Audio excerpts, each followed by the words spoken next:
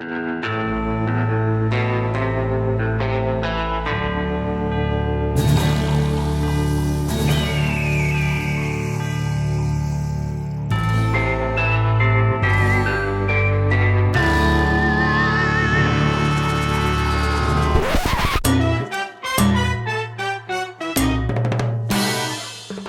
to Dentistry Gone Wild, the official podcast for mobile and teledentistry.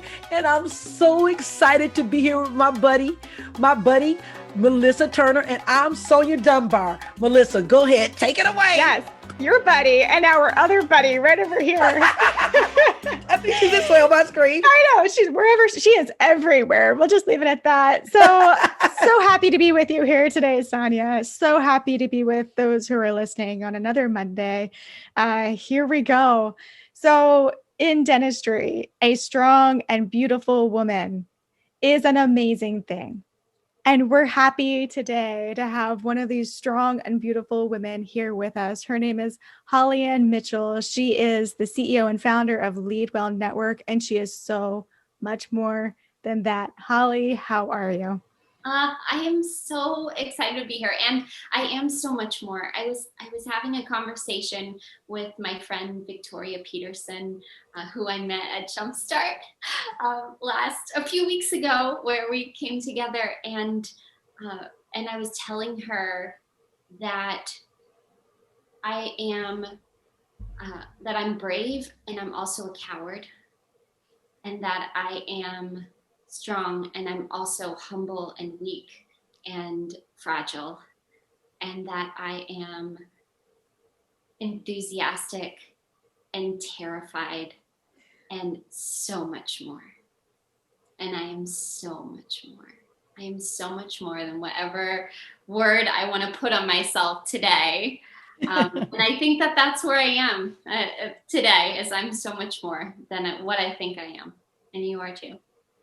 That's all right. Thank you for sharing those great words. Now, Holly, what do you do? I mean, I don't want to say it because I just think you're amazing. So I don't want to seem like I'm just tooting your horn, but explain to our listeners, because you're a little different guest than what we normally have on our show, because you don't have a mobile or teledentistry. You don't use any of those platforms, but you're amazing in dentistry, like Melissa said. So give us maybe a bit of your resume, if you could say your business resume, if you may say. I've always been a little different. I think different has, when you're a kid, being different is not fun.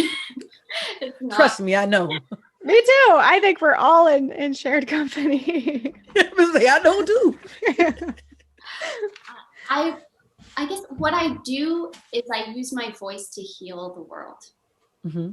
And by using my voice to heal the world, I heal myself in the process. And I think that's what I'm here to do.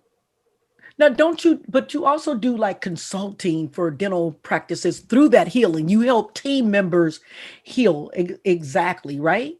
I do. So I started my career as an actress, and that led me to being homeless, which led me to pivot into dentistry, of all things.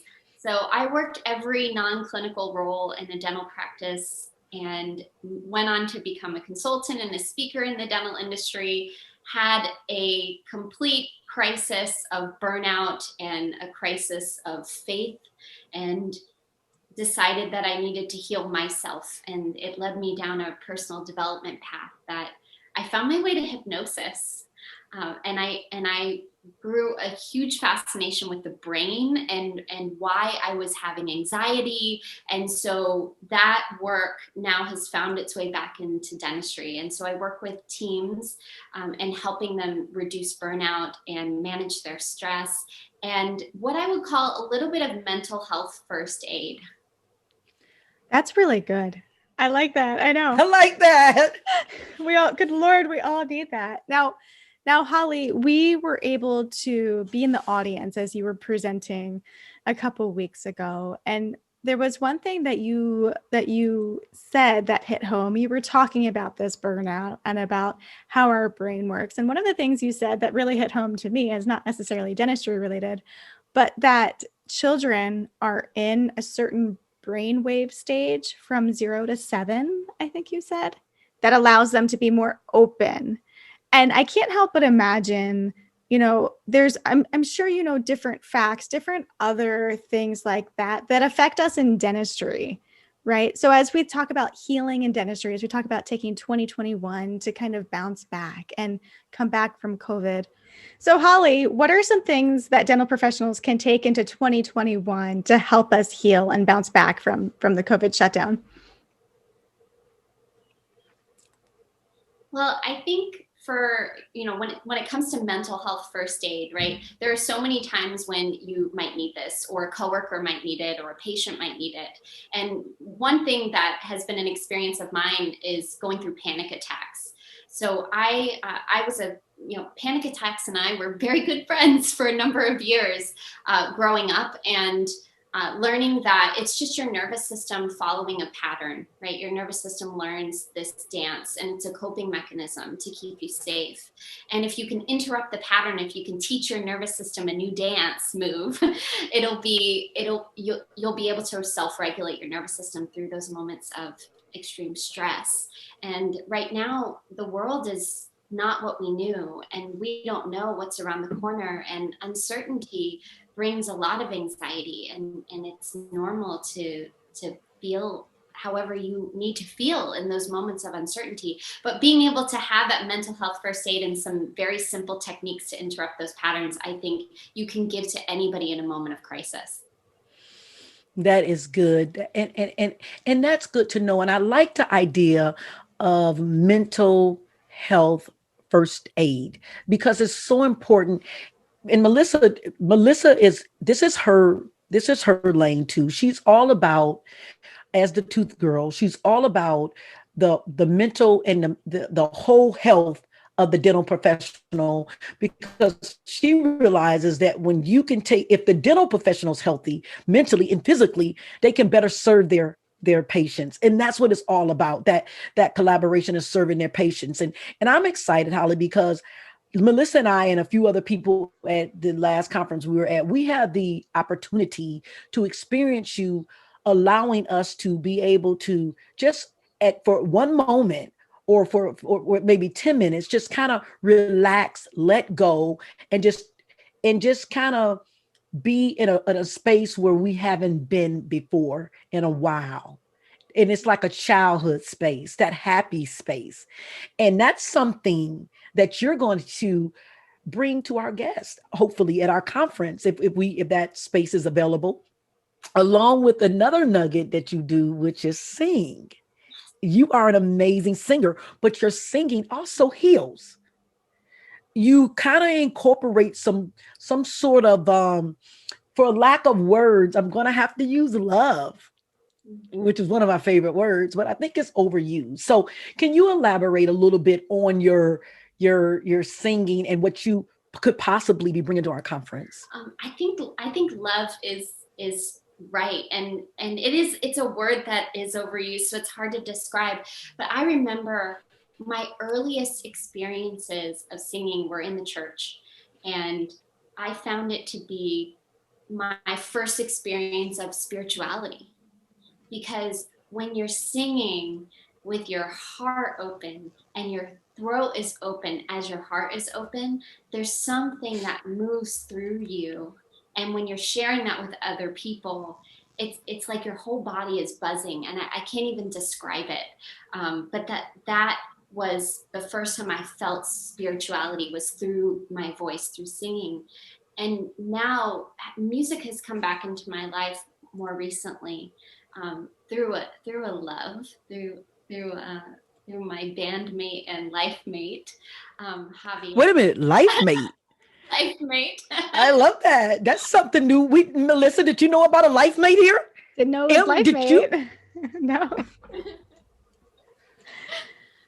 Yeah, our life journeys have converged on the same path, and he's brought music back into my life, and we write music together, but we're really telling stories. We're telling stories.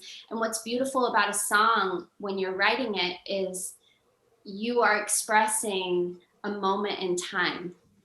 if you've ever gone back to your diaries or your journals from when you were a kid or younger, and you read what was true for you at that time, right?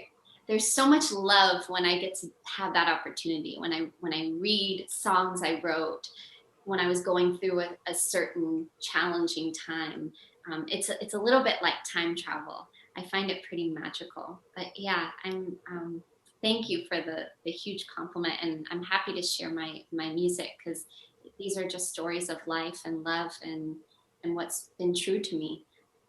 Great news, Melissa and Sonya here to let you know that we've just opened up virtual tickets for Evolve 2021. The National Mobile and Teledentistry Conference is happening on March 4th through 6th in Orlando, Florida. Included in your virtual tickets are over 2 days of events with more than 15 live educational hours and on-demand bonus content. You'll receive access to the virtual exhibit hall, special discounts, and admission to the hub, our new and exclusive online community. That's right, it is. And as an extra bonus, this year we are super excited to announce that we've partnered with the brand new Denobi Awards, an industry-wide awards program to celebrate outstanding individuals in dentistry. The Red Carpet Awards Gala is taking place on the closing night of our conference on March 6th. Here's the thing, Sonya.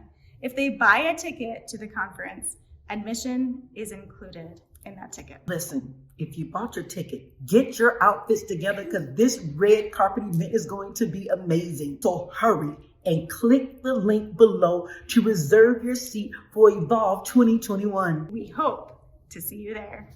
Bye. Bye.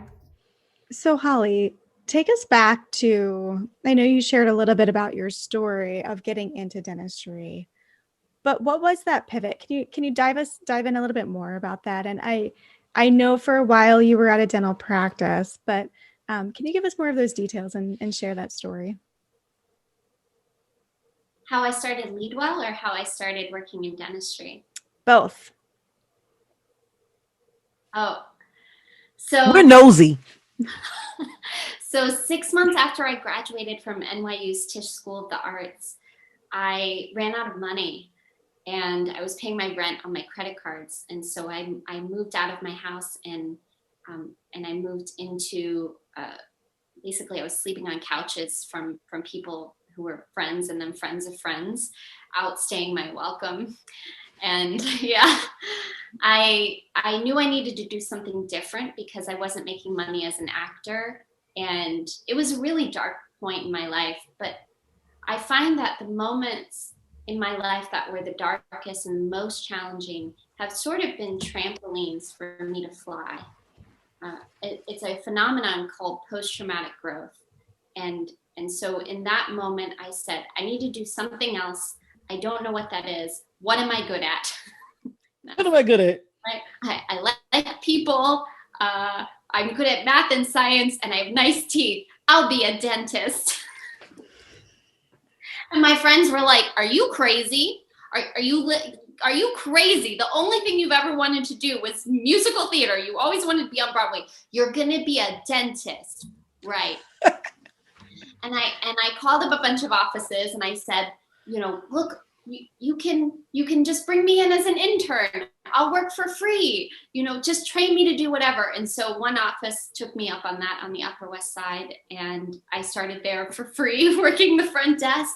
And they hired me about 2 weeks later to be their marketing director, because he said, I need new patients. What do you know about marketing? And I said, absolutely nothing yet.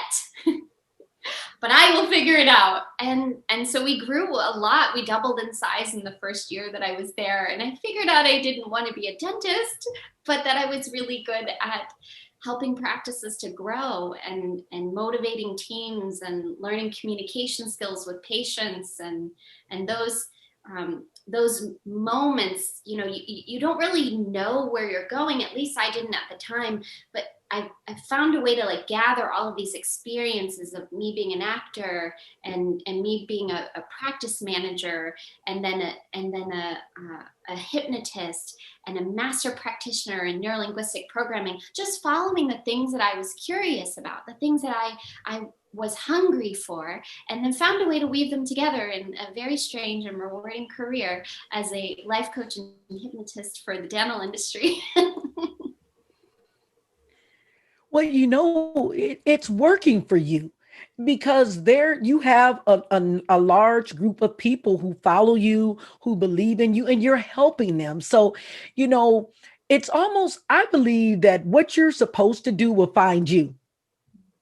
All you have to do is be open for it. Even though you felt that you were supposed to be acting, you went to school, you got that behind you, but dentistry found you, then the hypnosis found you, and music was born in you. So it just kind of worked that way for you. So, and now you're bringing it to dentistry, which, we need that. Every part of the body is needed. Does that make sense? Absolutely. The nose can't do what the fingers can do, but we still need our nose. And I'm not getting rid of my fingers if I don't have to. So, people don't realize that we're balanced. You look funny with one eye, you're different. So you can make it with one eye, but we need them. We want them both. So everything is needed. Does that make sense? So thank you for what you bring to dentistry and how you're bringing it to dentistry. Thank you. I was thinking about when we were going to have this conversation about how this might fit into teledentistry.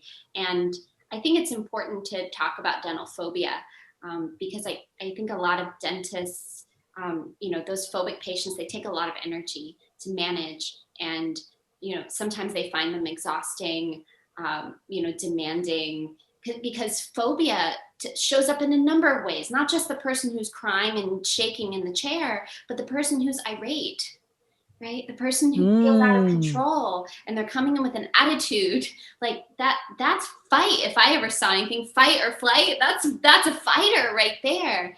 And so when we think about how we could use teledentistry with phobic patients, I think there's an opportunity for the practitioner to connect with the patient in a safe environment, in the comfort of their own home, right? A non-clinical environment. And you can establish rapport and maybe even give the patient like an inform before you perform so that they can start playing the movie in their head about how it's going to go, not the nightmare that they might be imagining. And giving the patient some tools of self-regulation that don't require sedation. There's so many things that you can do using the tools of self-hypnosis, of self-regulation of the nervous system. Some of them so simple that a patient could do the morning of their appointment or as they're walking in the door or as soon as they get into the chair. And what you're doing in that environment is you're creating an anchor of safety while they're on Zoom or FaceTime through teledentistry that carries them through the appointment without needing sedation. That is amazing. That's something that you're going to have to talk a lot more about in March at the conference because that's a new angle on it, and I can see that growing. I can't wait. And I'm really big on the theater of the mind. I lay in the bed in the morning before I get out on the floor, and I do my whole day in my brain. I go in my closet, I pick out what I'm going to wear, I lay it out. Now it doesn't always happen that way, but what does happen is how I'm going to feel, because I determined in that morning, this is going to be a great day. I tell myself that. And I go through my mind and I see it and I feel it. I can smell it being a great day. I can taste it being a great day, but I'm really big on the theater of my mind, of the mind. So, and that is huge. And that's so important. And that is something that teledentistry can bring to the table. So Holly, I'm like Melissa said, I'm excited for you to bring that to the conference and to share that aspect of teledentistry. Wow. I'm so excited. Now, tell us a little bit more, Holly, so that our listeners can just know a little bit more about you, because we've been showcasing our speakers and different things that's going to be at the conference or who has been at the conference. So tell us a little bit more about you so they can get a little grasp of who you are and where you are and why you do this. And then we're going to get ready to wrap. Absolutely. So, like I said, I'm a hypnotist and master practitioner in neurolinguistic programming. What I teach people how to do is how to rewire their own brains so that they can have peak performance. Our high performers, they're under stress all the time, right? We love stress. We eat it for breakfast. We love to put ourselves in stressful situations, like Olympic athletes, right? They're putting stress on their body. They're challenging themselves, but they have to learn how to recover, and they have to learn how to regulate through those moments so that they can rehearse the game in their mind, and the game of life is what you were saying, and then be able to perform it at your peak and to feel really good in those moments. So what I love about that is giving people their power back, right? You give people their power back, that they can feel however they want to feel, no matter what is challenging them, so that they can be their best self, so that they can serve others. So that the work that I do is through my company called the Leadwell Network.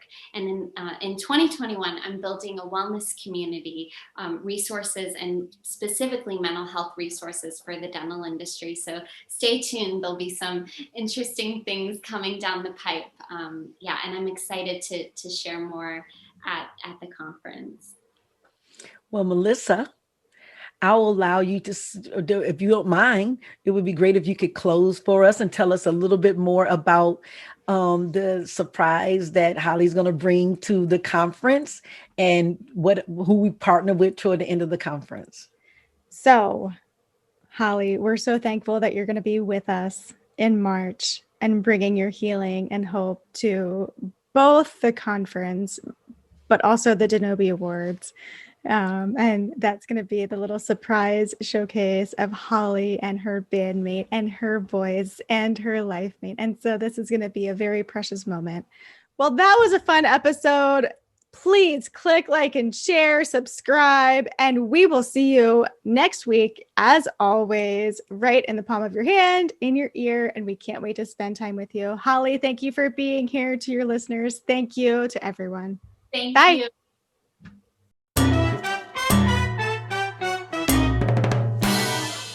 Thank you for listening to Dentistry Gone Wild, the official podcast for mobile and teledentistry. You can subscribe to our channel wherever you listen to your podcast, and if you're enjoying the show, please leave us a review.